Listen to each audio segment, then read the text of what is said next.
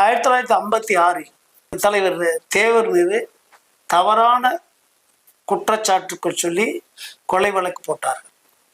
அந்த கொலை வழக்கு போட்டதற்கு காங்கிரஸ் கட்சி தான் முக்கிய பங்கு வகித்தது என்பது அனைவருக்கும் தெரிந்தது. அந்த அடிப்படையில் தான் அவருடைய சிஷியர், தேவருடைய சிஷியர் முக்கியத்தவர் அவர்கள் காங்கிரஸை எப்படியாவது வீழ்த்த வேண்டும், திராவிட முன்னேற்ற கழகம் என்ற தினம்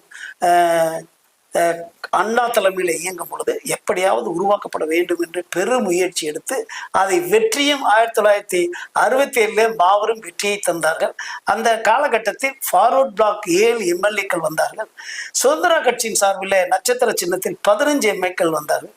இந்த 22 எம்எல்ஏக்களுக்கும் எதிர்கட்சி தலைவராக முக்கியத்தவர் அவர்கள். அது ஒரு ஃபார்வர்ட் பிளாக்குடைய சிறப்பு. அது ஃபார்வர்ட் பிளாக்குடைய சிறப்பு. அன்றைய தலைவருடைய மரியாதையை அவர்கள் மதித்தார்கள், இவரும் மதித்தார்கள். அந்த